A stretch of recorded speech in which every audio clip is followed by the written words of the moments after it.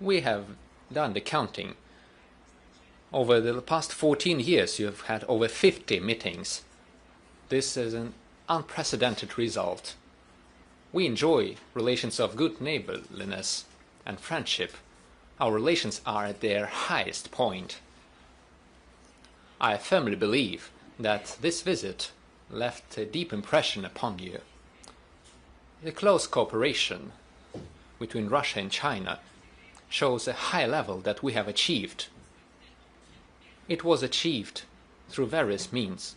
And how exactly was it achieved is my first question.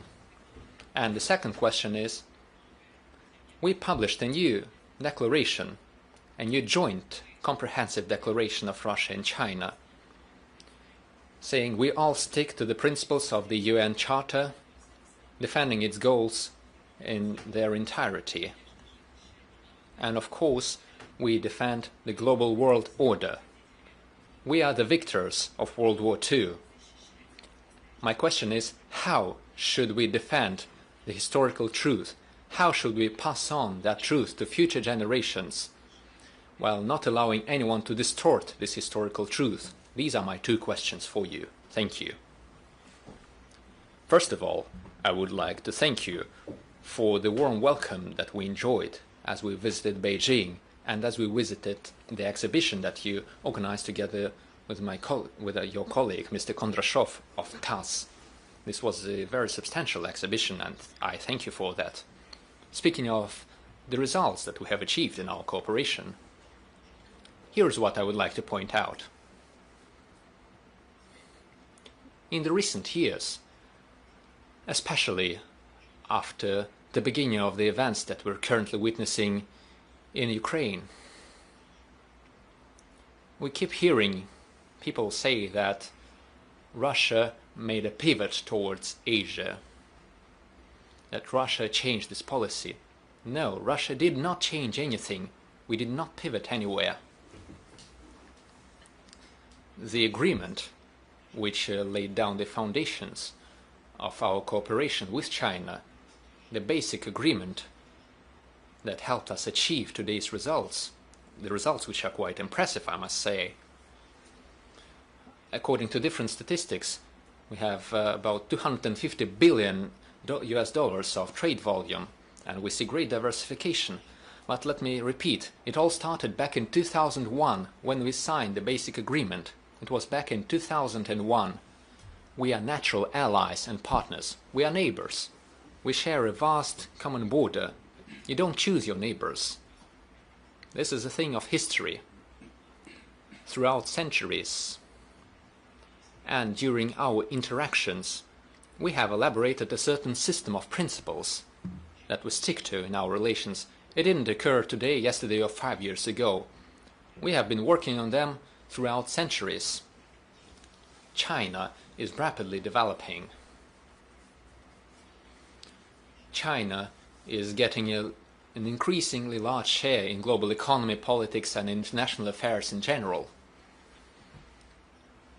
Of course, we have been closely monitoring this progress, and we have been working together, cooperating. 25 years ago, we signed the foundational agreement that laid a good basis and established good fundamental conditions for developing bilateral cooperation across all areas. And now here are the results.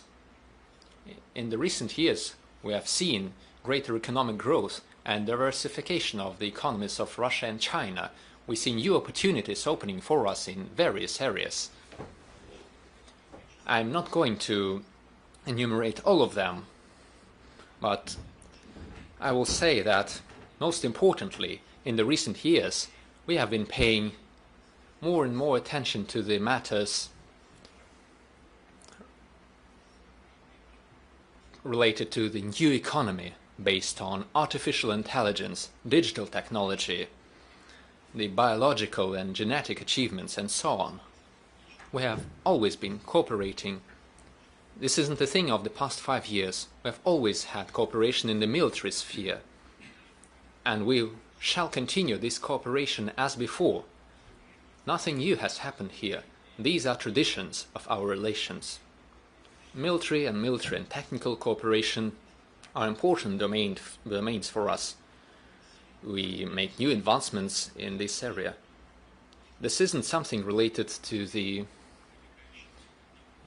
current events that the world is watching, including the events in Ukraine or in the Middle East. This is something that we have been working on. This is a result of our friendship with China. This is not a friendship against someone. This is a friendship that helps us mutually. And I would like to point out the achievements in the area of AI and high tech. I think this is where the future of our cooperation lies. We always say this when we meet with President Xi, and he calls me his old friend, and I also call him that.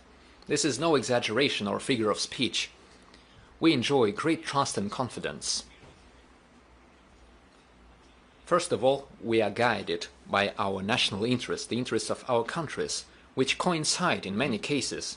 This serves as a good foundation to make new achievements. This is why I believe that we have laid down good foundations. We have good preconditions for improving relations with China, and I'm sure that all the goals that we set forward during my visit will be achieved fully. Me and Presidency have had an important schedule. We have had many bilateral meetings. Our governments also maintain contacts. Our ministries and agencies maintain regular contacts, as well as our leading businesses, the companies, including those in the energy sphere. In this particular area, I think very soon we will have some pleasant news to announce for the global energy sphere. I'm talking about new agreements between Russia and China. Colleagues, who is going to be next? Vijay Joshi, Director General and Editor-in-Chief of the Press Trust of India. Well, thank you for this opportunity and for your hospitality. Mr. President, as you're preparing to travel to India for the BRICS summit in September, and the global community is watching the evolving dynamics between Moscow and New Delhi very closely. While the special and privileged strategic partnership remains the cornerstone for both nations, some observers say that India's alignment with Washington creates structural frictions with Russia.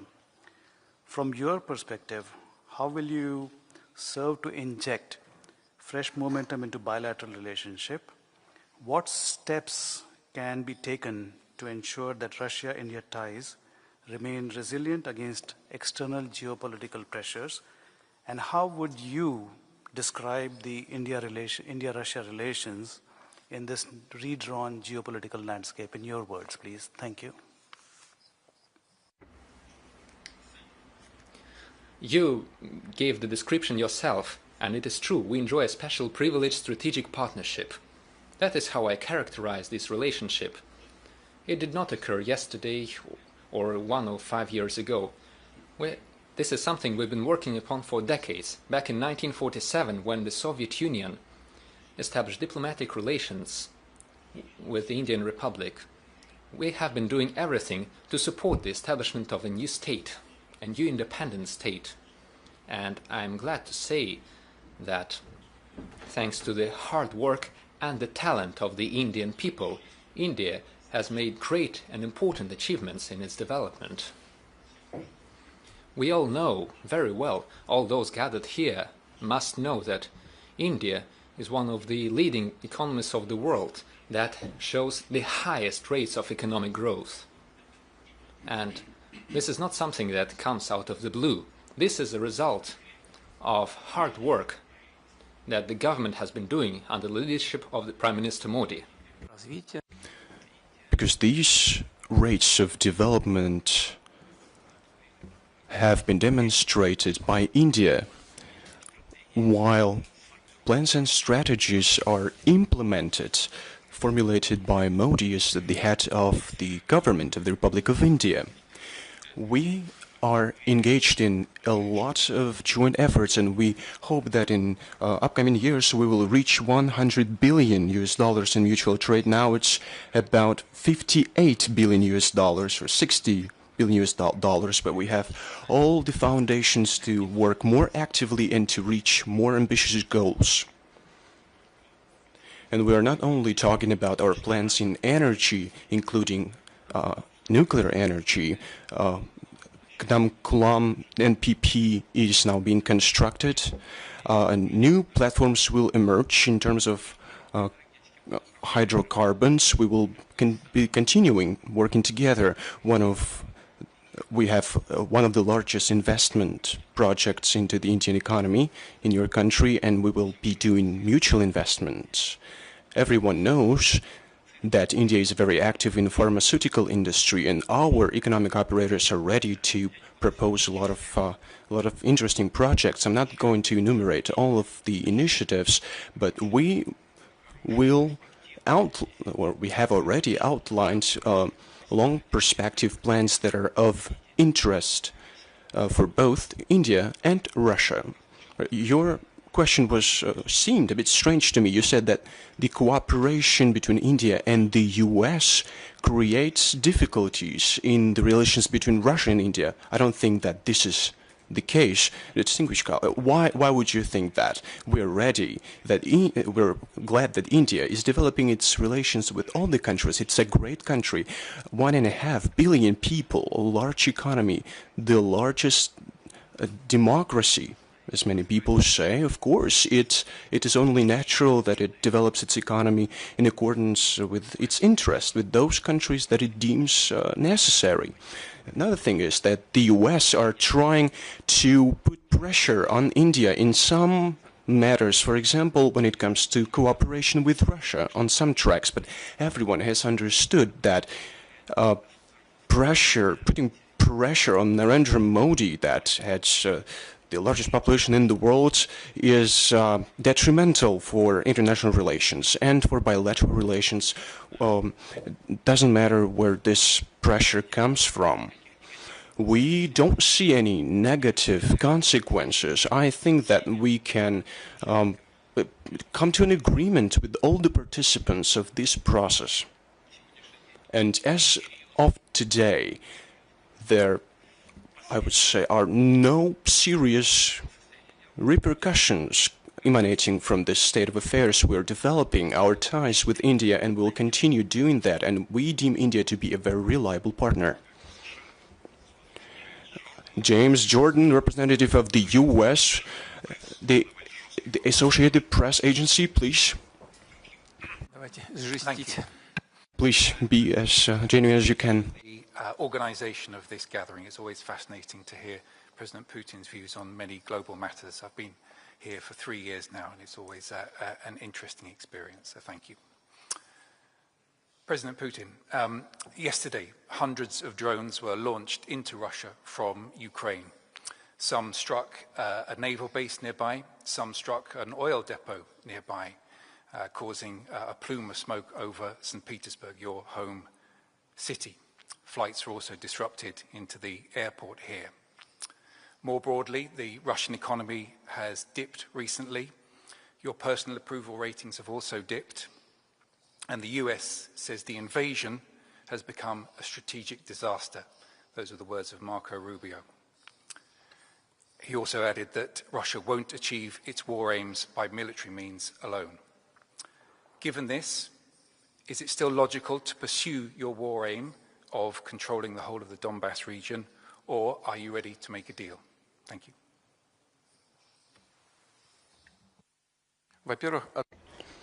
Thank you very much. One thing does not exclude another. We can control the whole Donbass region, and we can strike a deal. One thing does not contradict another. Why would you think that it does? You have referred to a statement of Marco Rubio. He's a very serious partner, and we stay in contact with him. Recently, I think he gave a speech in the Senate or in the Congress. As far as domestic policy issues go, it is a complicated situation. Someone supports him, someone attacks him. Secretary of State talks about his domestic matters, and it is of interest to us, but we are more interested in a real situation. You're talking about the conflict in Ukraine, so we are interested in the real state of affairs on this track. What does it look like?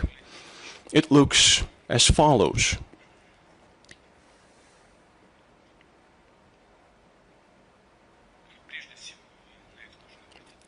First and foremost, and one should pay attention to it, the Russian armed forces are advancing along the whole line of contact. There is no place where we would not be advancing.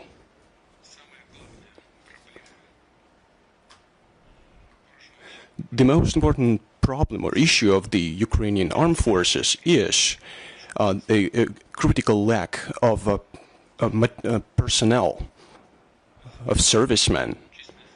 Recently, the numbers have dropped by 100,000 people. Monthly, they lose about 40,000 people. As a result of this process of bussification, they capture people on the streets and put them in the buses like stray dogs. Monthly, they lose about 40,000 people on the battlefield. The compulsory mobilization gives them about 15 to 16,000 people. About 14,000 people come back from hospitals following their injuries. As a result, each month they lose about 10,000 people. Plus, about 20,000 people are deserters. In this year, so far, the number of deserters has amounted to about 60,000 people. Well, they drafted them in a compulsory manner, so no one wants to fight in Ukraine. The official figure is 200,000 cases have been initiated on the fact of being a deserter. That's one of the issues, but that's the most critical issue in place. It leads to the loss of territory and settlements.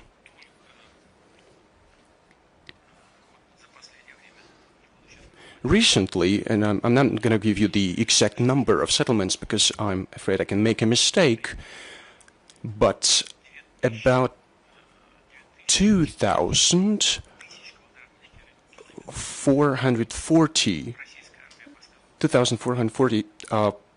square meters of territory was captured by the Russian armed forces. We advance on a daily basis.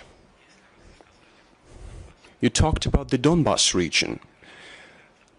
The Russian army, the Russian Federation has full control of the Lugansk People's Republic. And it has also acquired control of about 85% of the Donetsk People's Republic. Until recently, Ukraine used to control 25% of the territory. Now it controls about less than 15%, 80% of the Zaporozhye region are under our control. And this process is progressing every day.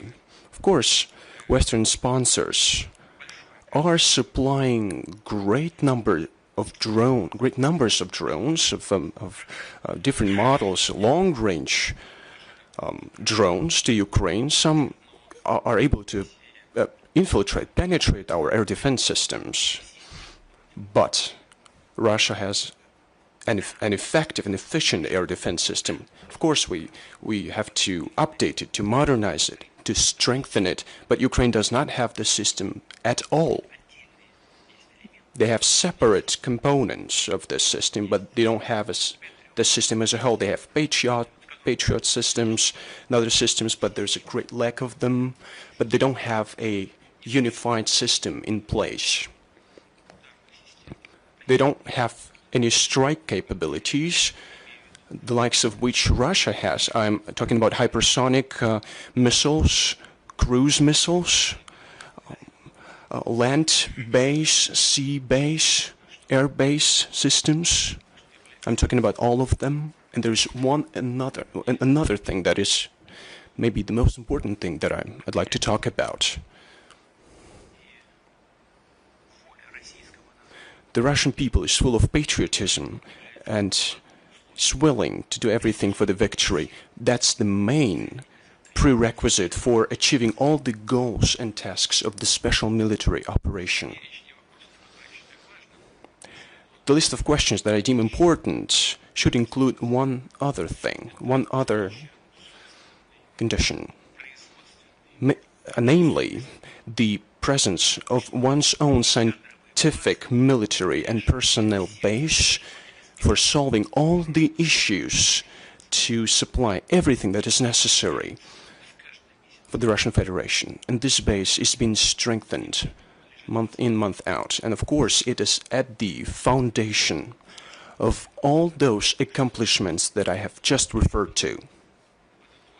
Therefore, I'd like to sum up what I've been talking about for the last couple of minutes. I'd like to add that there is no doubt that we are ready, that we want to come to an agreement with Ukraine through peaceful means, using the foundation that we discussed with President Trump in Anchorage. Back then, we received questions whether we could agree on a compromise, and we discussed it in Anchorage, and Russia agrees to the compromise that we talked about in Anchorage. Important is that the Ukrainian side agrees to them as well. Then the conflict would peter out naturally and very fast. Thank you very much. Have you received all the answers to your question? You could also ask more questions if there's enough time for it. Mr. President, this retaliation strikes that we are launching with regard to, or as an answer to attacks on the Russian infrastructure, on Ukrainian infrastructure, these strikes are systematic in their nature, but one last attack, one retaliation attack that Russia launched, I'd like to clarify something. Have we used the Oreshnik system? And what gives us, what advantage does it give to us when we use such systems? As far as our new systems go, they emerge, we see them emerge. It is true for the Oreshnik system, but I think it's a bit different from what we used to do previously, before the conflict erupted in Ukraine. What I mean by that is that we used to test these systems on test sites, but we have not tested Oreshnik because we didn't have any. We haven't used Oreshnik on the battlefield when you're being genuine. And I'm gonna reveal a military state secret to you today, because we launched a strike and we wanted to see the results because it was convenient. We're talking about the Belets settlement and the Donetsk People's Republic, where the main fortified region is. Our drone struck that a building, and we wanted to see what was it built on. We made exact calculations because it was important for us to be able to make decisions in the future to apply the Oreshnik systems when you want to strike certain aims, targets in the city boundaries. What's our next question? Martin Romanchik from DPA, Germany. I wanted to ask a question. Mr. Romanchuk, you represent one of the largest media agencies in Germany. Being a journalist, do you see that your country is doing the preparations for a war? Is it true, or is it just we that are seeing that? Or are you really trying to start a war? You don't have to answer because it's not an interrogation. You're an investigator. Well, we'll talk later on following this meeting. Please. I'd like to answer your question. I don't think so. Distinguished Mr. President, thank you very much for inviting me to this meeting. I'd also like to touch upon Ukrainian conflict, and I'd like to follow up on the question that we just heard. You talked about peace. Germany and other European states would like to participate in negotiations aimed at reaching peace. Currently, the negotiations are taking place with the U.S. as intermediaries, despite the developments in Iran. What role can be played by Germany and by Mr. Federal Chancellor? And I'd like to ask something else. You said that you see Gerhard Schroeder as a possible intermediary in the negotiations. Apart from Mr. Schroeder, who else can act as a mediator from Germany in these negotiations? You said something that I'd like to draw your attention to. First, you said that Europe would like to take part in these negotiations. Is that right? Second, who, apart from Mr. Schroeder, could possibly act as a mediator? One thing is to participate in the negotiations, and another thing is to be a mediator. How can the European Union or separate countries of the European Union be a mediator if they directly abet the efforts of the country with which we have an open-armed conflict? They are engaged in this conflict directly. How can they act as intermediaries? Because if you want to be a mediator, you have to be neutral. Moreover, it is with surprise that I saw the reaction to what I had said about Mr. Schroeder being a possible mediator. Discussion started. Mr. Schroeder is a friend of Mr. Putin.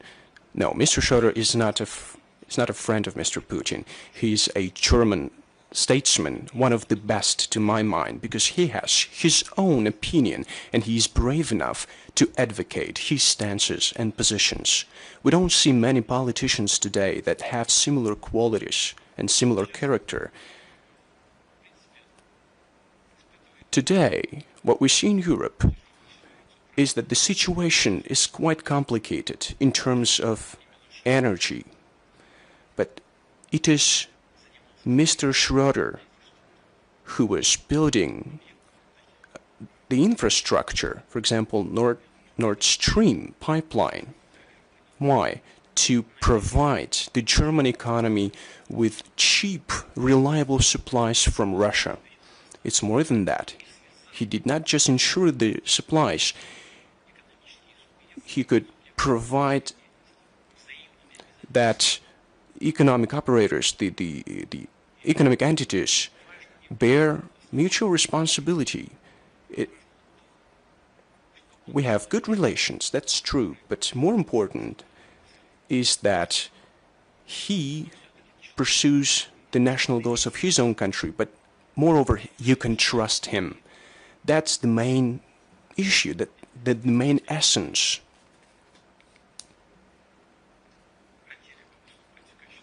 Some people want to act as mediators. And both parties to the conflict should trust these intermediaries. But I do not understand, how can you trust, or how can Russia trust the people that have been repeatedly saying about inflicting a strategic defeat upon Russia. That's the issue. Martin. That's the issue, Martin. That is the problem. Nevertheless, we never reject any opportunity. We had never said no to contacts with the representatives of the European Union in certain formats, whether it is with intermediaries on Ukraine or not. I have said that we have our problems with that. It is hard to disagree with that. And yet, we maintain contacts. We do not reject them. You may just pick up the phone and call us. If you want to come, you may come. But it is up to them. They are not willing. I was surprised to hear that Russia, this evil Russia, stopped supplying energy resources to Europe. We never stopped. Europe just said no. They refused to buy, hoping that we would collapse. But they have seen for themselves that we did not collapse. So they understood that it was enough. So they changed something a bit. We have always been open. There have been so many public statements that it is now hard for Europe to change its stance, even though they see that it's detrimental. I'm not going to make comments on that, but I want to repeat, we never said no. If someone believes it necessary to revive dialogue with Russia, we're ready for that. You're welcome to do so. But who is going to be the negotiator from Europe? I don't know. We're not trying to impose our opinions. I simply heard the discussion saying that Russia is trying to impose something to appoint the negotiator. We're not doing that. Naturally, we want to understand who this could be, and I repeat that these must be people that we can trust, that everyone can trust. These are just working details that can be discussed and ironed out further at the level of foreign ministries, for example, or at the level of our intelligence agencies. Our intelligence contacts continue, by the way.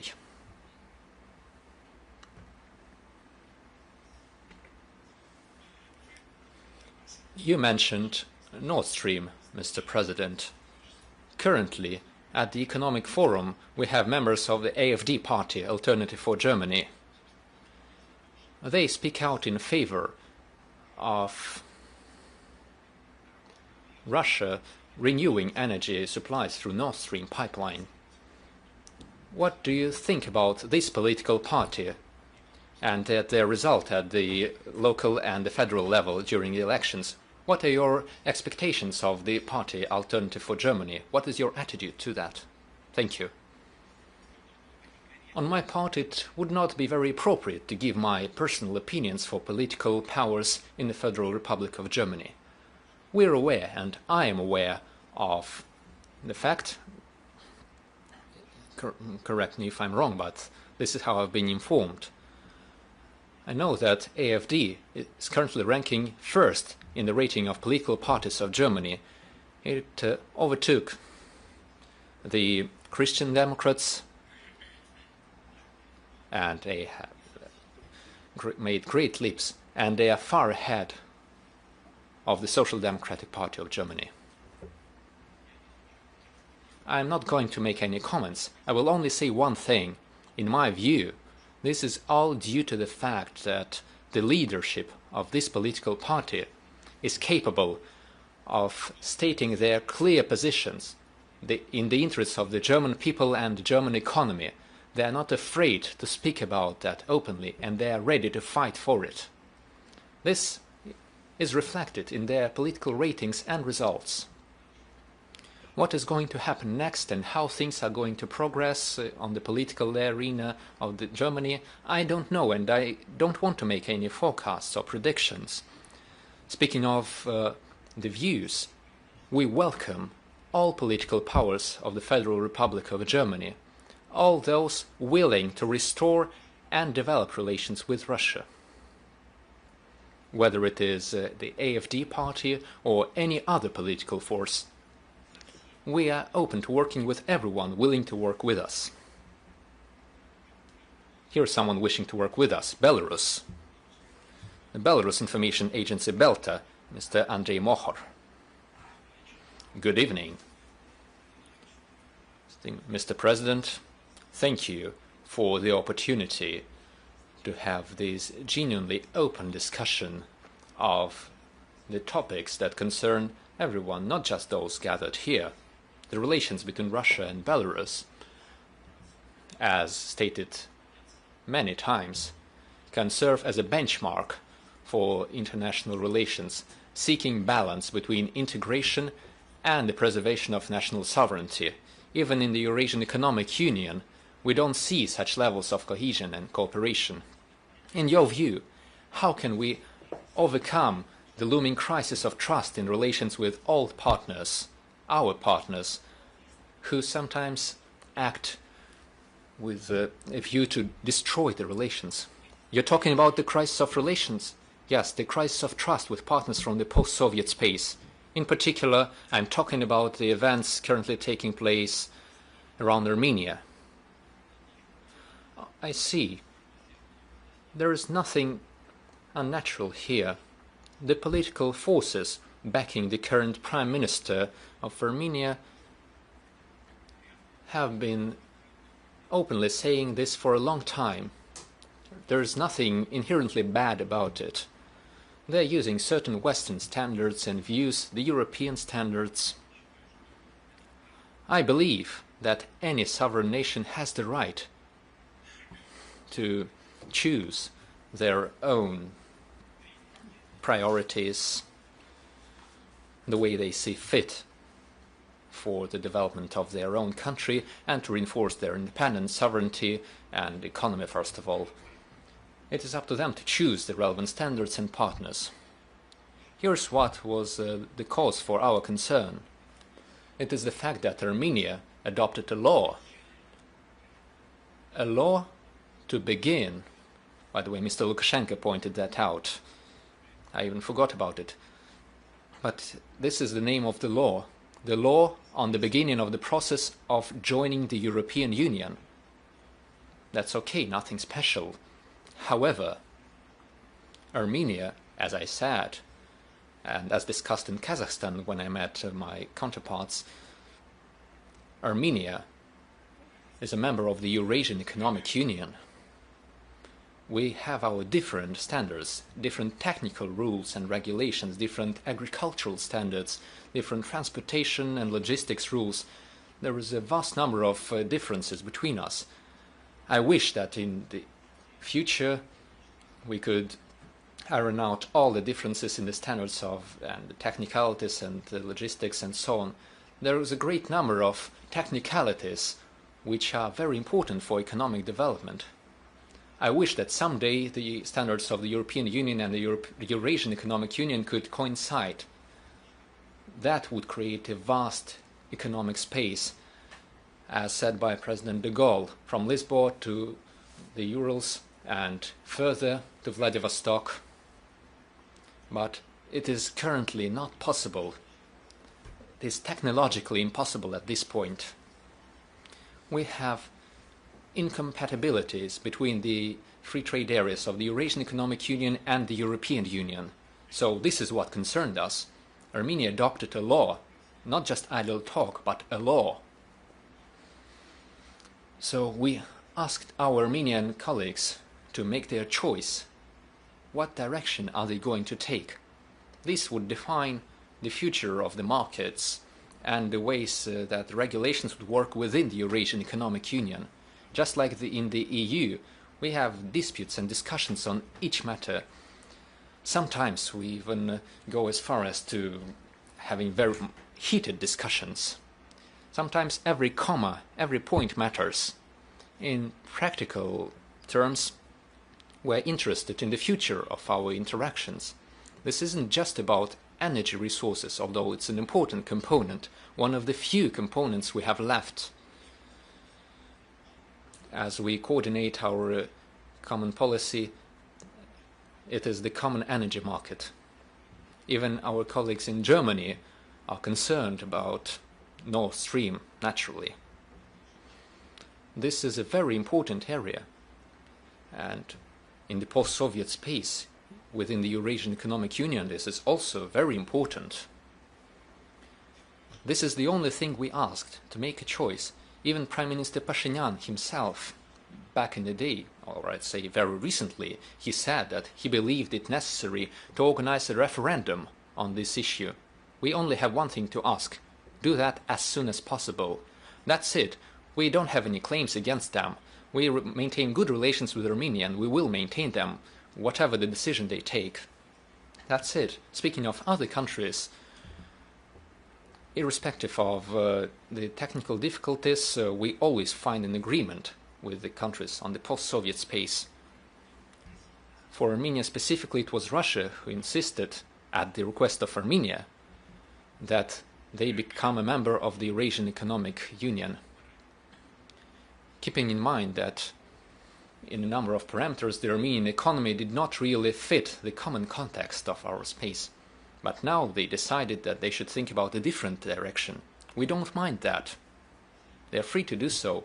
We only ask them to make their choice as soon as possible so that we can see the future more clearly. This is not a political issue, in my view. There are certain economic and technical issues.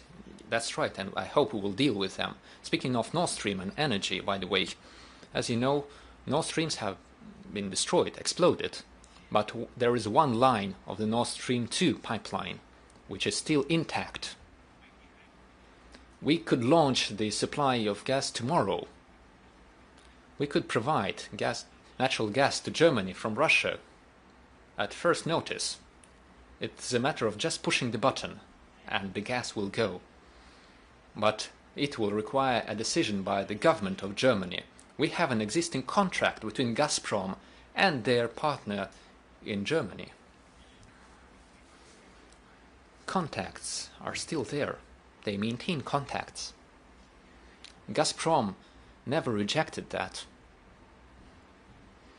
Gazprom could start shipments tomorrow, if needed, and the partners of Gazprom are also willing. They want that. So the only obstacle is a decision by the government of the Federal Republic of Germany. This is a matter of politics, a matter of sovereignty. They didn't just set off an explosion. This was an act of state terrorism. I think you will agree with that. There is still one line of the pipeline. It is intact, but it is still under American sanctions, the US sanctions. If the government of Germany could find an agreement with their partners and lift the sanctions, then we can just push a button and natural gas will flow. Whenever we do that, even tomorrow, this is a matter of sovereignty and a matter of finding an agreement. If you say no, it is a no. But you can say to the partners in Washington that you need that, since you're going through trying times and great challenges given the high prices which undermine the competitiveness of the German economy. They harming the entire European Union because Germany is the power train of the entire European economy.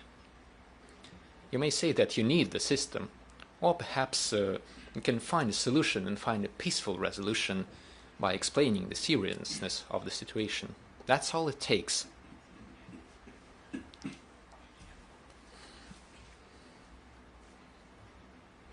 It's about 25 to 28 billion cubic meters of natural gas that can be supplied at first notice, even tomorrow. We're on the ready. But Gazprom should receive an answer from the German partners, whether they are going to accept this natural gas or not, because otherwise we will redirect it to other markets, to other partners. We can sell to them. But there is an existing contract.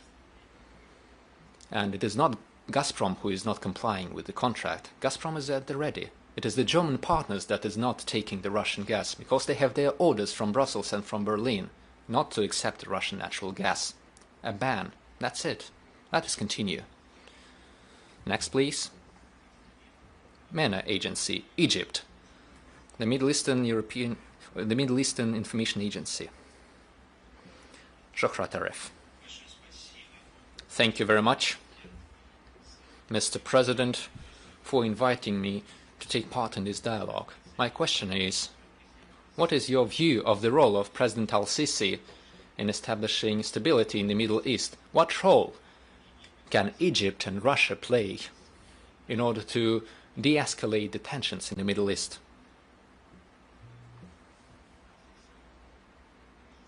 President al-Sisi is our good friend. I have good personal relations with him, and it helps us develop bilateral links. We have stable volume of trade, and we have good prospects for the future. We have major joint projects. For many years we've been talking about establishing the Russian Technological Park in Egypt, in the Nile Valley, and we're currently actively working to implement the project of the construction of a nuclear power plant in Egypt.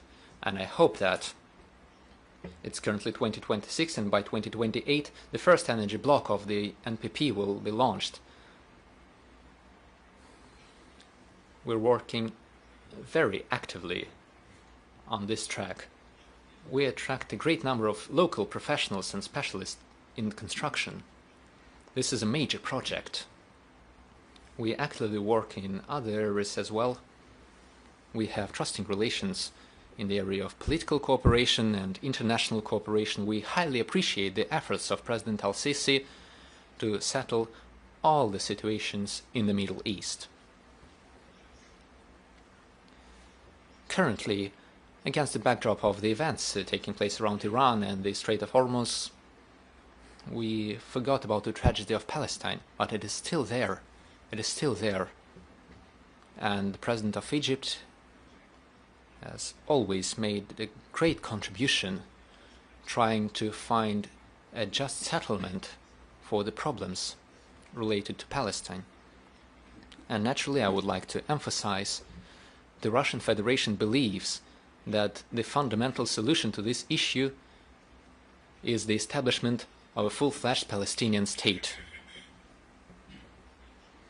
I know that the President of Egypt is actively involved in the agenda related to the settlement of the crisis in Iran. He maintains regular contacts with all the stakeholders in the process, and we also maintain contacts with him. We consult them and we hear each other. We listen to each other. And we take our positions into consideration. I would like to thank President al-Sisi for the attention that he is paying to the development of the Russian-Egyptian relations. This is very important. Egypt is one of our priority partners in the region.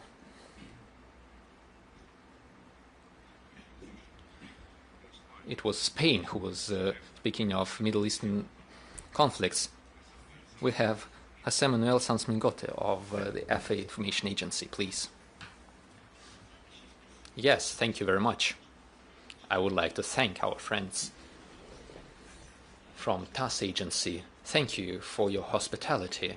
Mr. President, my question is related to the Ukrainian issue.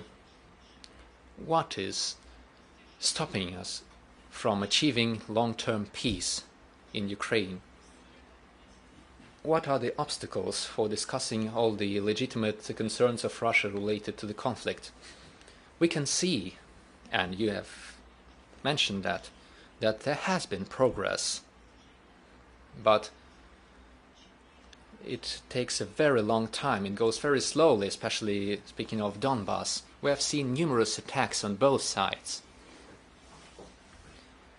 Isn't this the moment when we must achieve a ceasefire and go to the negotiation table and discuss all the matters?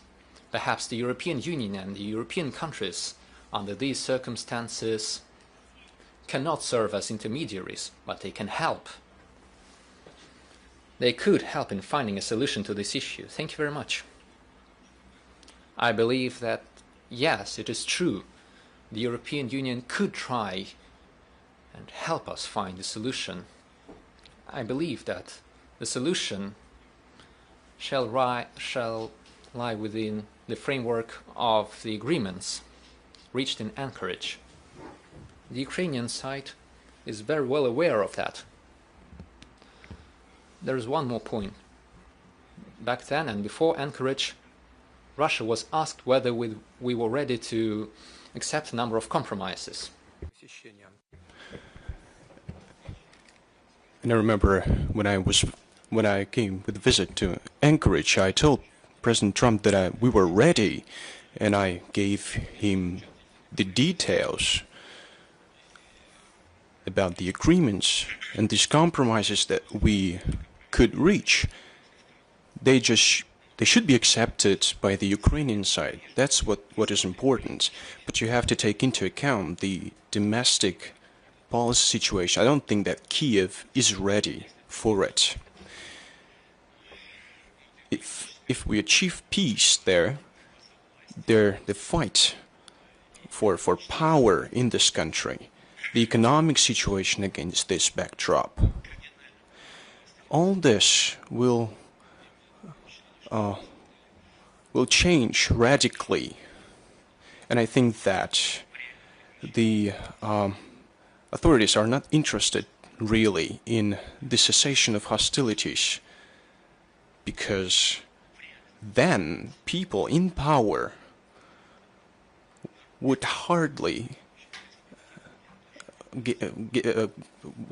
receive any prospects of staying in power. You have to also address economic issues. European experts know that we're talking about hundreds of billions of euros that Ukraine requires to recuperate economically. We know about the proposals of the German Chancellor that Ukraine has to become an associated member of the EU.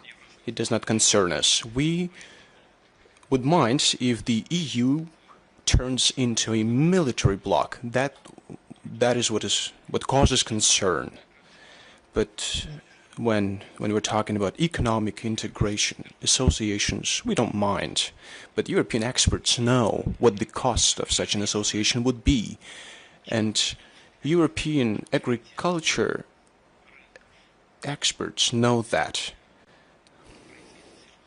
if Ukrainian agricultural produce goes to European markets, they know what the result would be. I can delve into this topic, but going back to your question, I can say the following. Of course, the European Union can play a role, but not by supplying weapons to Ukraine, but by trying to make Ukraine reach a compromise that we talked about in Anchorage. Azerbaijan, Vugar Aliyev, Director General of Azertouch. Thank you very much, Mr. President, for your time.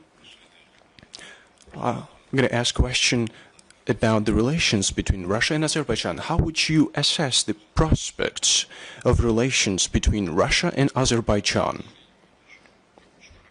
I think that our ties, our relations are good.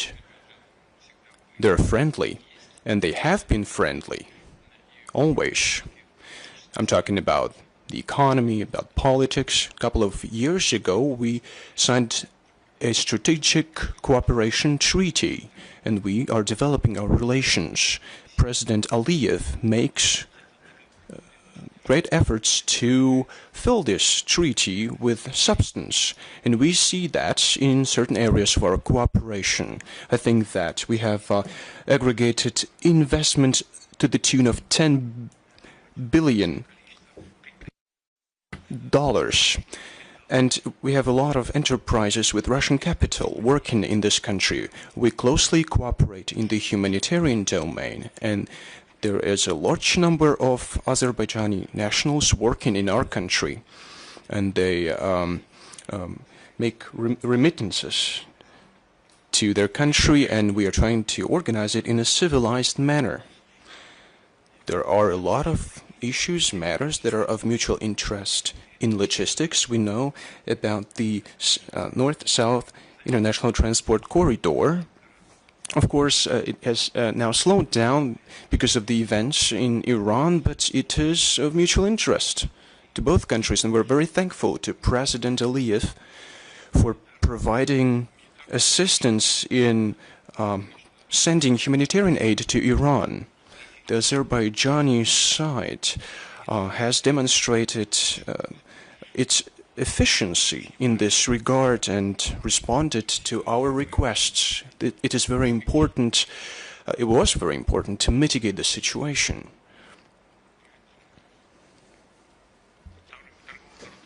Our trade turnover is on the rise. New avenues are emerging to supply goods, commodities.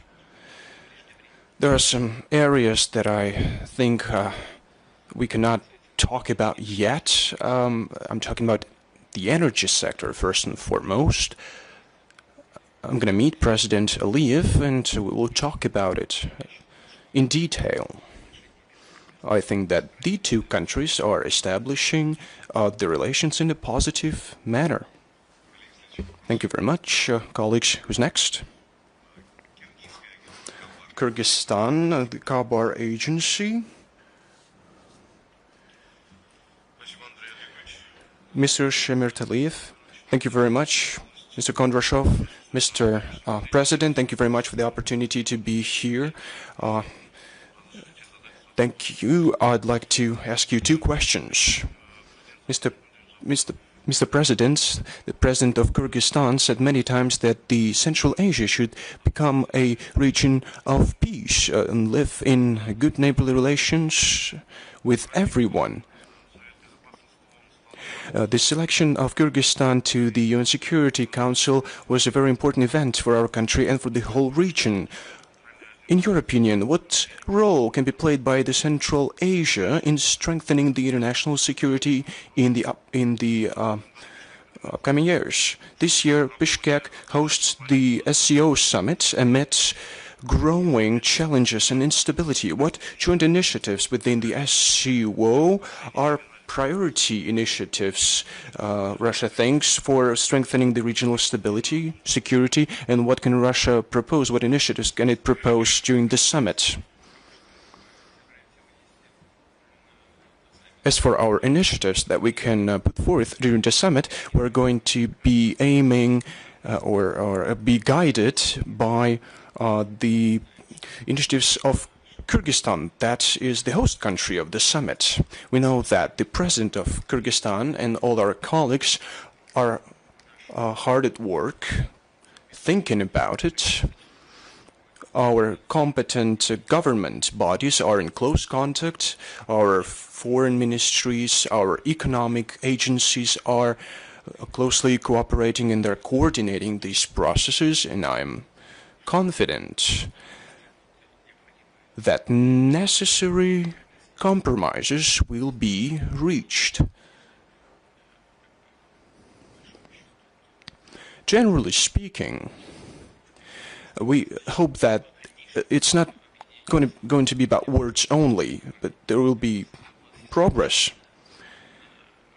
The association was first established as a tool for addressing border areas issues between the People's Republic of China and the former Soviet republics bordering with China, but I think it's now made up of 27 countries. It's a very serious association. We are engaged in serious efforts aimed at economic integration. Maybe not everyone has noticed it, and it is an important factor in regional affairs. 27 countries, just think about it. It's a very serious matter. Important is that the Central Asia, with all its resources, with its vast territories, with the growing populations, the Central Asia increasingly attracts the attention of the international community. Because, first and foremost, it has a vast economic potential, and everything that is now being done within the organization will of course be of interest to both Russia and our partners. And we wish every success to our Kyrgyz friends, and we will be doing everything in our power to make our contribution to make this summit take place successfully.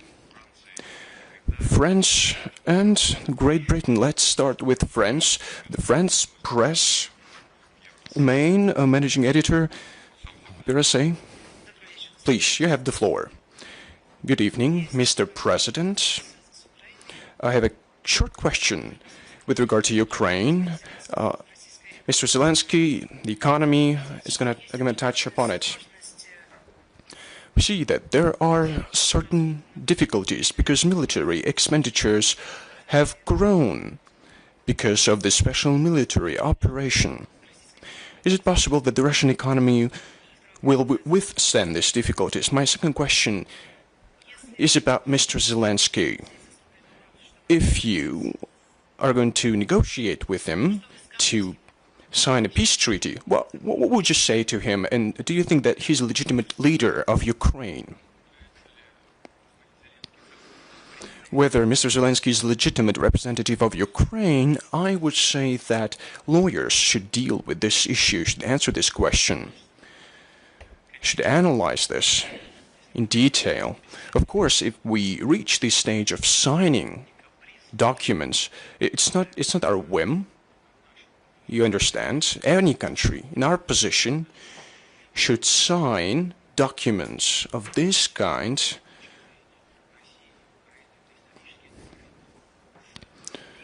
these are historic documents we're talking about. So we should sign these documents with legitimate representatives in accordance with the basic law, with the constitution of the party. We're talking about Ukraine in our case. Of course, this is an issue that will be painstakingly studied by future analysts. And I've talked about it at length already, repeatedly. 2 years, exactly, to the day, in 2024, the mandate of Mr. Zelensky expired. His presidential mandate expired. At the end of last year, at the beginning of this year, people started talking about the elections in Ukraine. We don't hear any news about it now. Will they hold elections or not? We should ask these questions because this is important. No one is talking about it. If they decide to organize these elections, when is it going to happen? And the result is also very important. According to the Ukrainian constitution, the presidents can only be elected 2 times. 5 years each term. If you take the position that President Zelensky prolonged his mandate in a legitimate way, well, 2 years have elapsed anyway. What is he going to do now? Is he going to be elected for 5 more years? No, it's not in accordance with the Constitution. You can only be elected for 2 terms in a row, for 10 years in total. What about the 2 years that he has been in power? What about these last 2 years?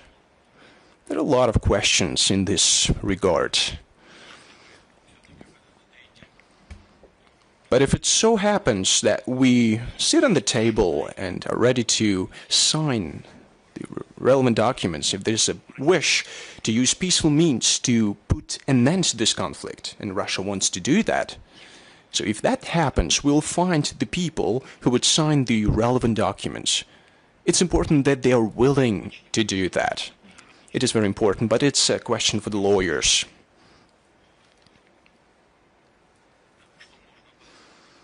As far as what I can say to Mr. Zelensky, if we will near the end of the conflict, well, thank God. That's what one would say, that it's gonna be over soon. But of course, lawyers should research it carefully, painstakingly, and I think everyone understands that. So I'd like to reiterate it once again. We can sign these documents only with the people who undoubtedly are legitimate for signing such documents. There are a lot of options. The chairman of the Verkhovная Rada, maybe Mr. Zelensky himself, but one should, of course, look what kind of documents these are and what legal consequences they're going to be. Well, the main thing is the desire to do that, but we'll find a way around to send the documents if time comes.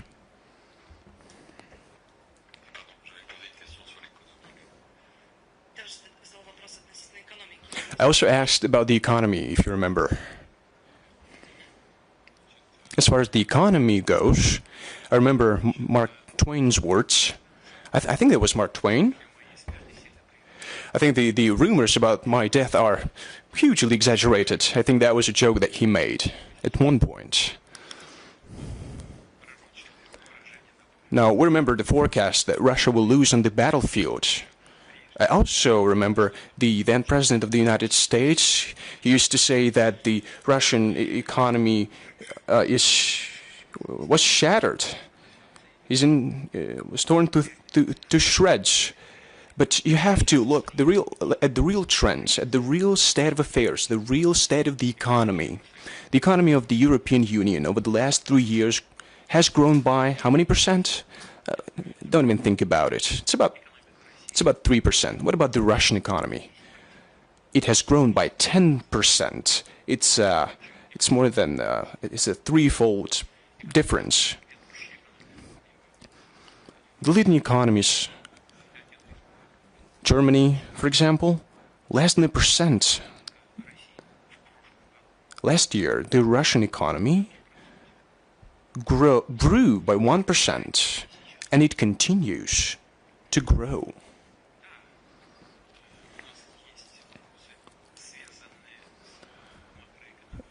Of course, we have some issues when it comes to macroeconomy. Rise in inflation, for example. The financial authorities, the central bank, have made decisions, harsh decisions, to suppress the growth of inflation, to reinvigorate the economic indicators. Those were hard decisions to make. For example, increasing the key interest rate. But these measures bear fruit. Year on year, if we take April, for example, our economy, not fully, but it is moving toward its target indicators. 5.4%. That is the indicator. I think it's a good result already. At the same time, our industry is also showing good results. It is growing. The livelihoods of people are also on the rise. We're talking about 28% growth in livelihoods, thanks to the real growth of salaries. We're talking about 25% growth in real salaries. We are satisfying all the social needs of the Russian citizens. We are increasing the pensions, social benefits, minimum wages.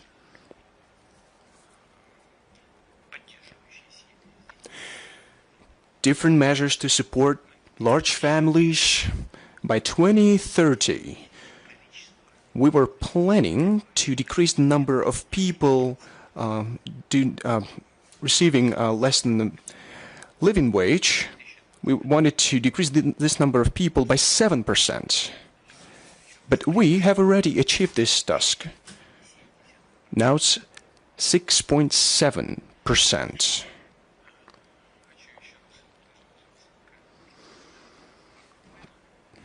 So, remember I was talking about the quote of Mark Twain. But we see the events, the measures taken by our financial and economic authorities, they bear fruit, but the central bank has increased the key interest rate. Now it has reduced this key rate down to 14.5%. Many people think that it is not enough and we should keep reducing the rate.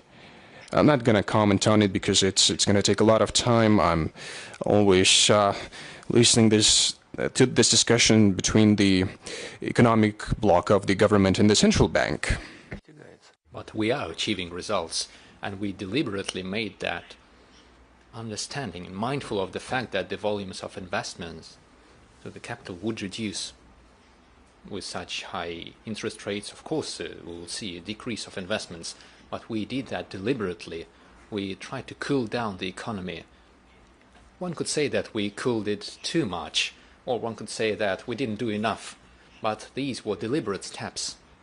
We don't want inflation to go too high. We don't want dozens of percentages of inflation rates like in some countries.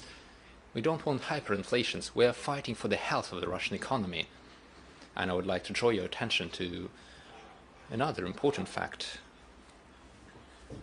The national debt, the state debt is 15.6% of our GDP. What about France? They have over 100%, 112% to be more specific, more or less so. But we have 15.6%. All of these gives us reasons to believe that we are on the right track and we feel confident. Reuters Agency, United Kingdom. Mark Van Dyke, please. President, I've got two questions. The first is on Ukraine. How you rate President Trump's performance in trying to end the conflict in Ukraine, whether he's become distracted by the Iran war, and indeed whether he miscalculated there, perhaps at the cost of pushing forward talks over Ukraine. My second question is about your own political future, Mr. President. You've been running the country now, been in power for 26 years, and whether you plan to stay in office until 2036, I think, under the Constitution. And if you don't mind me saying, you look quite fit, whether you feel you have the stamina and the health to go the distance to 2036. Thank you.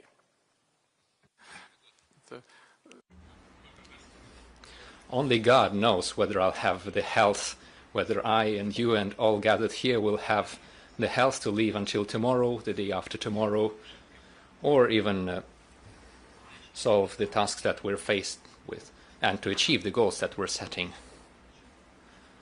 Only God knows. That's what I'll begin with. It is true that, according to the Constitution, I may get re-elected until 2036, but it is too early, too premature to talk about that, if I'm perfectly honest. I'm not even thinking about that. I'm being perfectly honest with you. The country is facing numerous, major, acute challenges, and they must be solved. We should be thinking about the future of Russia. That's what we should focus on. That's the first thing. Now, speaking of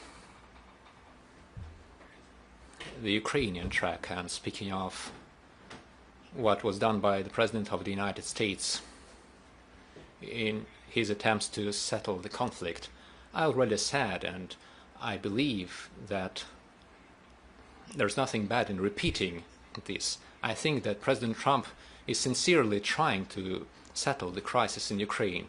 It is true that, and he has confirmed this too, he said he didn't expect this would be so hard.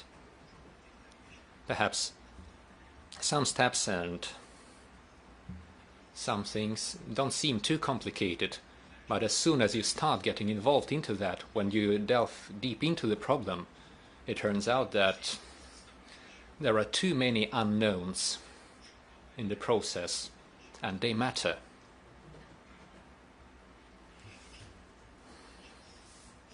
So now we are faced with an acute issue of settling another crisis, the Iranian crisis. Naturally, we all see this and we understand that the US administration is distracted. They are forced to tackle this issue now, since the crisis in Ukraine is a local crisis, first and foremost. Unfortunately, the European countries and the European states don't see it that way and try to give it a global meaning. However, the crisis around Iran is definitely global. Take a look at how the closure of the Strait of Hormuz affected the global economy. That's it. And naturally, the US administration is focusing more on that. However, the proposals that have been made by President Trump, as I said previously, could serve as a foundation for a peace deal. So, answering your question whether the US administration is doing the right thing or not, I think yes, they are on the right track, and the proposals made by the Americans require compromises. And this would serve as a compromise for both parties, for Russia as well. And we agreed to those proposals. It is now up to Ukraine to accept that, and we need to convince them. But I believe that these proposals could serve as a foundation of a peace deal between Russia and Ukraine, and could put an end to this conflict. One follow-up question on Iran. Do you think Russia could play a role in terms of settling that dispute, in particular in relation to the highly enriched uranium?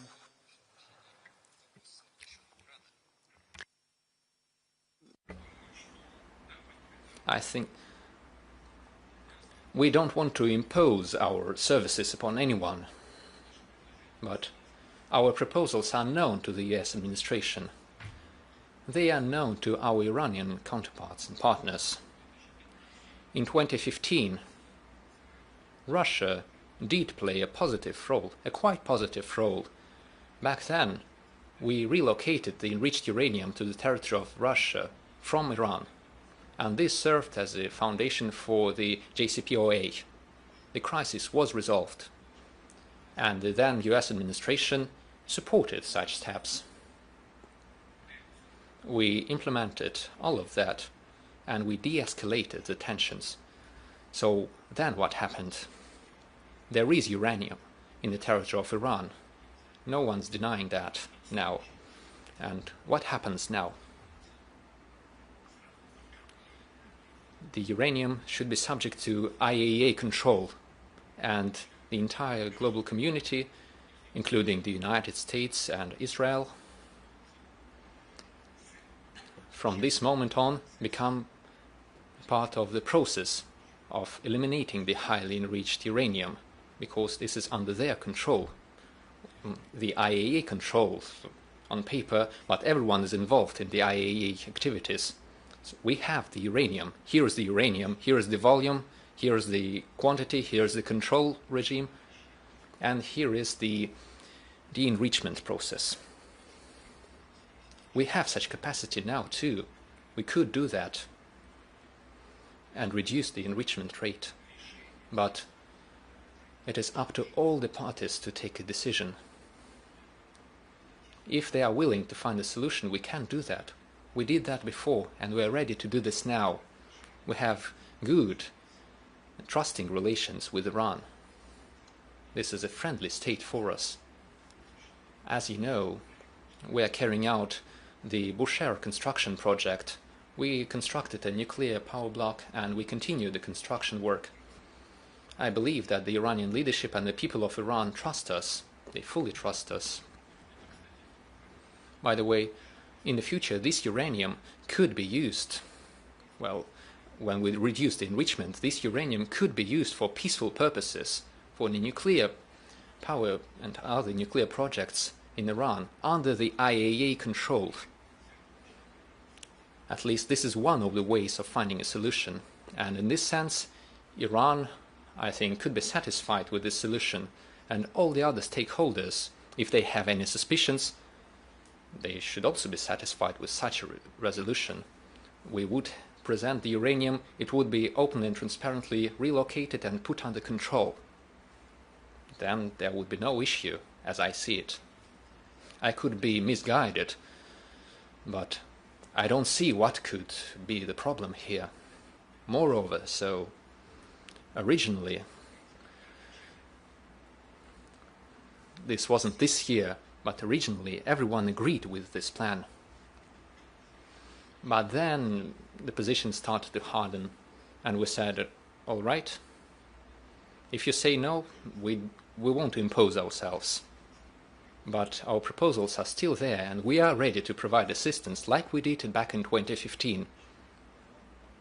If they say no, that's a no. But we hope that the stakeholders in this conflict would find a different solution. If there is a different solution, we'll be glad and we will welcome it. If they want something from us, we will support any steps aimed at finding a solution and would de-escalate the situation. Mr. President, we've been working for 90 minutes. We could go on for 20 minutes. Could we take a couple more questions? Because the President of Uzbekistan is coming soon. We have a meeting with him. So we have the opening of a nuclear power plant construction in Uzbekistan. I made notes to three colleagues, Martin Romanchik, Vijay Joshi, and Jose Manuel Sanz. Note 3 questions, friends. Please. Martin, please. Mr. President, 2 years ago,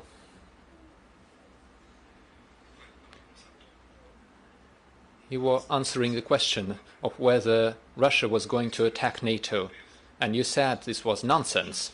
At least, that's how it was reported. But now, given the American plans not to deploy intermediate and long-range distance missiles in Germany, and given the emergence of new details regarding the United States relocating its troops from Europe to Asian countries, given all that, there is still talk of Russia possibly attacking the territory of NATO in the future. What do you think about such statements? One should just ask themselves, each and everyone thinking of this should ask themselves, why? Why should Russia do that? The conflict in Ukraine was originated in the coup d'etat in Ukraine and the suppression of all things Russian in Ukraine. The suppression of a major part of the population of Ukraine that did not accept the coup d'etat. This is a Russian-speaking country. Even the so-called nationalists in Ukraine mostly speak Russian at home. But that's not the thing. The thing is, the coup d'etat was followed by domestic events in Ukraine. And at the end of the day, I will not go into detail about the Minsk agreements and so on, but in the end we were forced to support a part of the people of Ukraine living in the territories that did not accept that coup d'etat. They were trying to get these territories involved into NATO. They openly deceived everyone, and you are all well aware of it. Starting from 1991, they were saying there would be not a step to the east by NATO. It was said by a Secretary General. And it was said by a citizen of Germany. I can't remember the name now, but he used to be Secretary General of NATO. All right, but what does Europe have to do with this? What's the point for us? What is the reason to attack Europe for Russia and to wage war against NATO? This is nonsense. It's more than nonsense. This is a deliberate provocation. Provocative statements meant to establish the illusion of a threat, to force the populations of these countries to spend more money on defense. And as a first step, they are forcing the population to pay for the actions of the regime that seized power in Kiev. I think that's the answer to your question. This is not just nonsense. They are provoking everyone. I'm surprised by the fact that part of the population of the European countries, surprisingly enough, believe it. This is ridiculous. It could be funny if it weren't so sad. We keep saying that one of the goals of the operation is the denazification of Ukraine. And everyone kept telling us, what kind of denazification are you talking about? What is denazification? They said that this was some nonsense made up by Russia. Why denazify Ukraine? They asked us. Listen, dear colleagues, everyone witnessed it, but almost no one talked about it. The reburial of nationalists, of Nazis in Ukraine, those who throughout World War II were killing Jews, Poles and Russians. 1 million people killed in Ukraine. Million of innocent people. And now Ukraine is reburying the remains of these executioners with military honors. They're honoring them as heroes of Ukraine. Poland had a weak reaction. Israel had an even weaker reaction. Everyone's turning a blind eye, shamefully turning a blind eye to that. And the current head of the Kiev regime is doing that. And he's a Jew. Remember, his grandfather was fighting against Nazis. I think he's turning in his grave now. There is the Organization of Ukrainian Nationalists, the UPA, an absolutely pro-Nazi organization. And they are naming acting regiments of the armed forces of Ukraine in honor of the Organization of Ukrainian Nationalists. I believe that the law says, or is about to say, that propaganda of Nazism is prohibited. But we should draw the attention of the Ukrainian authorities to the fact that it is not enough to put this into law. You should stick to the law. You should implement that in practice. Listen, I understand that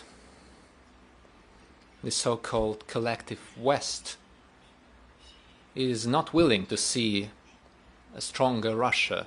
They want to use Ukraine to hold back Russia, to make sure we don't defend our national interests so eagerly, to put us into our place and so on. But you must understand the threat that the revival of Nazism poses for everyone.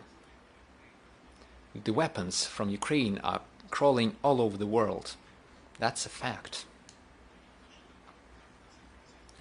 We have flourishing corruption in Ukraine all throughout the system, deeply rooted in the country. But we see the revival of Nazism too. What will we do about it? The colleagues are saying that Ukraine should be part of the European Union or an associated member of the EU or have a different status. All right, they are free to do that. But we have the facts. Something that happened just a few days ago, the reburial of one of the Nazis in Ukraine.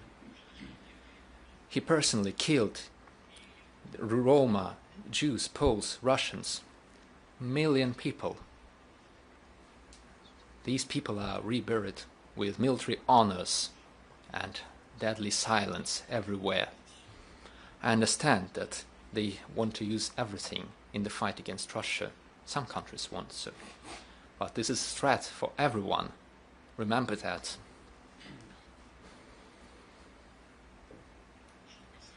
Now, speaking of the attack of Russia on Europe, this is nonsense.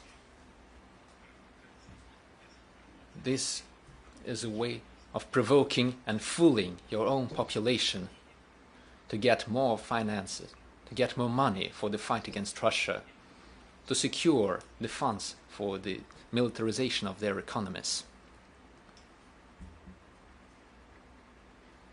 Mr. President, earlier in the interaction, you spoke about Russia's relations with China. You said it was not born yesterday. It has grown over, fostered over centuries. India has a similar relationship with China, but probably of a different nature. It's a difficult relationship. At the same time, India has a difficult relationship on its western border with Pakistan. I think you see where I'm going with this. Pakistan today is helped by China in military terms. About 80% of Pakistan's military hardware is of Chinese origin. China is also supplying technology, advanced technology to Pakistan, intelligence and military hardware. So this is causing some concern in India. You have very good relations with both China and Pakistan. Is there anything you would like to do at all in ensuring that India's security interests are not compromised? And a related question to that is that I just heard today that the S-400's latest battalion has been delivered to India. A fifth one remains. What is the advanced technology that the fifth battalion will include? And if you can give maybe a definitive timeline on the joint development of Su-57 stealth fighter and the delivery of the Akula class nuclear submarine. Thank you. Of course, we are well aware. Of course, we are well aware of all the intricacies and, of course, all the issues concerning the border between India and Pakistan. You said that Pakistan is a country that is fully under the control of China. I don't think so. First and foremost, Pakistan is a large country, and it has multifaceted ties with different countries. Of course, for Pakistan, it is very important to take into account the cooperation with the People's Republic of China. But everyone is developing their relations with China because it is the greatest economy in the world in terms of its GDP at PPP. India ranks third. Russia ranks fourth in terms of its GDP at PPP. It's my answer to your French colleague to his question about the Russian economy. China, US, India, and Russia. That's the four top countries. We have outpaced the all European countries and Japan in this regard.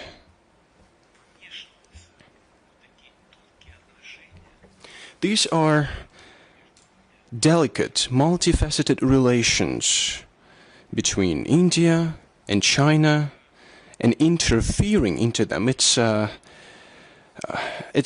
a good idea. Of course, we interact with our friends in both India and China. I'd like to point out the following. I'm not going to delve into details because this would not be appropriate, but I can tell you with certainty that President Xi and Prime Minister Modi are both trying to resolve all the issues that are of mutual interest, including when it comes to the relations on the border, and I don't have any doubts when it comes to this. As for Russia, we have our own relations with China, with India. You've talked about it. And believe you me, it's no one holds any grudges here. For decades, we have been establishing these relations, and it was happening naturally. The relations between Russia and India do not disturb China. Our relations with China do not disturb India. They do not interfere. But this linkage between the three countries helps everyone. Take BRICS, for example. Do you know where it all started? It all started here, in the city of St. Petersburg.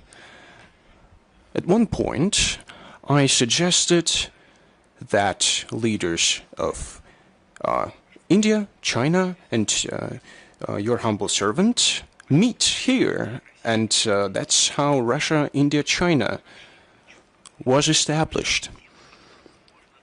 We had things to talk about, to agree upon. That's exactly what we started doing later on. Then we were joined by Brazil, because Brazil wanted to take part in this three country format. Then the South Africa joined. We got BRICS. We continue to expand. When we meet, we talk, we come to an agreement. We don't have any issues in our cooperation, either with India or China. We know that we have a multifaceted cooperation in military technical cooperation. We cooperate with India in terms of advanced armaments. You know, the mid-range BrahMos missile, both land and sea-based BrahMos missiles, as far as Su-57 goes. At one point, we proposed to our Indian friends to work together on this technology. It's the 5th generation technology. I think it's the best in the world as of now. But back then, our Indian friends said, do it on your own, and then we will see. Maybe we'll join. You know, this aircraft could have been our joint project. We built it independently, but we are ready to work with India in this field to supply these aircraft, to keep developing it. We don't have any issues with it, any limitations. Same goes for air defense systems. But when you start talking about air defense systems, it is important. It is critical to have separate components, but it's even more important to create a system. You have to take into account different altitudes, slowly and fast-moving targets. You have to also take into account that there should be one information system that would be working in real time. It's a high-end task, a complicated task. Now we are working on updating this system. Of course, we still have issues that remain, that have to be solved, but it is unique expertise that no other country does. We do have this expertise, and we're ready to share this technology with our Chinese friends, with our Indian friends, and that's what we are doing. And we will keep working in this regard. Eighth agency, please. Yes, thank you very much. I would like to ask a short question. Am I right to understand your answer to the question, are you denying that military hostilities should stop before talks will start? And the second question is concerning Latin America. Throughout the recent months, did you have any contacts with the United States regarding the Cuban issue and what happened in Venezuela? Did you discuss the capture of President Nicolas Maduro? What does Russia say about it? Speaking of the contacts on Cuba, I will tell you directly, a direct answer to your direct question. You asked whether we discussed this with the American administration. Yes, we did. I don't want to make any further comments on that, because we did not send our oil tanker to Cuba. Cuba is a friendly state for us. Throughout decades, we have enjoyed good friendly relations. The US administration is well aware of that. Our contacts with Cuba continue. Now, speaking of stopping the hostilities as a precondition for talks. There is no need to stop hostilities to start the talks. No need. We did have talks already, and hostilities continued as we were having these talks. Here's the issue. Let us be honest and frank. I have already said that there are fundamental factors to the conflict. I talked about it when I answered the question from the American colleague. There is a number of conditions that we're talking about. The Russian forces are on the offensive. Every day, if you look carefully at the events, you will see that the Russian armed forces are taking more and more localities and territories under their own control. 2.5 thousand square kilometers recently have been taken under control of the Russian army. 2,440,000.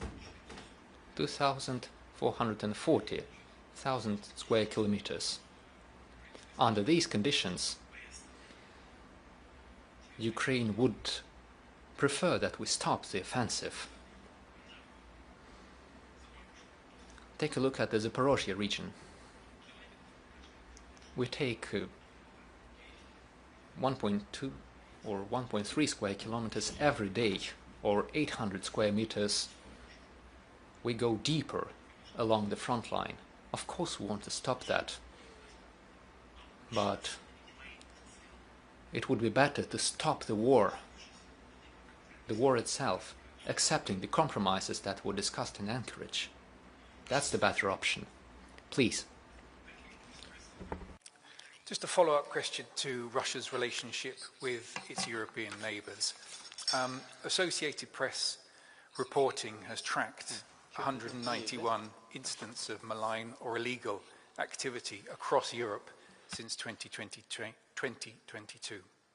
Western officials attribute these to Russia and its proxies, and they include... Are you talking about Russia's actions in the territory of European countries? Russia and its proxies. These actions include sabotage, attempted assassination, cyber attacks, and influence operations. Western officials say this is just the tip of the iceberg, and these are the ones that have been tracked or proven. Does this mean that Russia is already waging a war against the West, and does it not risk escalation? This does not mean anything. This only means one thing. This only means that certain political figures in the West and Western European countries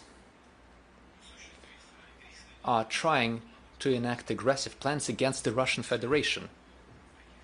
You mentioned certain attempts of cyber attacks, assassination attempts, and so on. And you said that these are only the proven facts, revealed facts. But what are the specific facts? What has been proven? What did one of the prime ministers of the UK say about it? Let me remember the wording. She said, highly likely, I believe. That's what she said. Yes, exactly. All you said is in the highly likely category. Where is the proof? Where are the facts? There is none. They are simply not willing to talk to Russia as an equal partner, but they will have to do that. We're in no hurry. Even if we took 9 pregnant women together, 9 women cannot give birth to a child in 1 month. The situation takes its time, and I think that's where we're moving. I think the situation is maturing slowly, but we're getting there. We are ready. We should stop the mutual accusations. If there is a will on the European side to work with us, then they should cast away their colonial thinking. They should talk to Russia as an equal partner. And together, we shall seek options for finding solutions, complicated solutions for complex issues that have to be resolved in the interests of Russia and the European partners. We are ready for it. Thank you very much. Wait. We cannot ignore the women. Please. Thank you very much. I would like to learn your point of view regarding the energy crisis as a consequence of the Iranian crisis, and what is the future of this crisis?